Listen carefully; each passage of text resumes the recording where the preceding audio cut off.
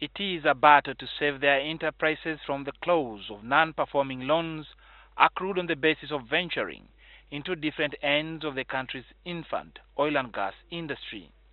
Many of our young people who bought 20 trucks to start transporting oil and gas businesses have all gone bankrupt. What has happened today, as I talk to you, in the oil and gas sector is a case of going to hospital. All these companies which tried to be in the oil industry have gone to hospital.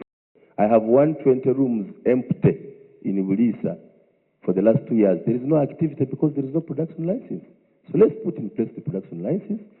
The Uganda Chamber of Mines and Petroleum now wants the Ministry of Finance to intervene in this disturbing scenario caused by delay in issuing of production licenses to the oil companies. As I speak to you today, meetings are going on between our members and the Ministry of Finance to transfer all the debts in all these banks which are not being paid and which are making our banks non-performing, to go to UDB. These comments came on the floor of a conference at which the World Bank was releasing the Uganda Country Memorandum that touched on economic diversification and growth in the era of oil and gas volatility. A point that the report is making, that diversification has to be the key, to Uganda harnessing the potential that will come with extractive. So there are people who have already borrowed in Uganda. On the basis of that, they have burnt their fingers. So I think for me, diversification or dislocation.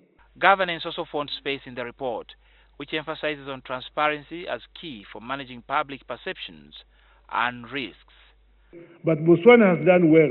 If we want to take a good case study in terms of their minerals, they have been able to manage the economy without overboiling the economy. So managing public expectations, I think, is a challenge for all Ugandans in terms of how we deal with these natural resources. It also emerged at this gathering discussing concerns around the local oil industry, that there has not been sufficient ground for local content and participation. Clearly, Uganda, maybe we're not there yet today because we haven't started, but there are lots of initiatives that will come on board, and I think the oil industry in Uganda, the companies are fully ready to promote the local capacity. Reina Ojon, NTV Business.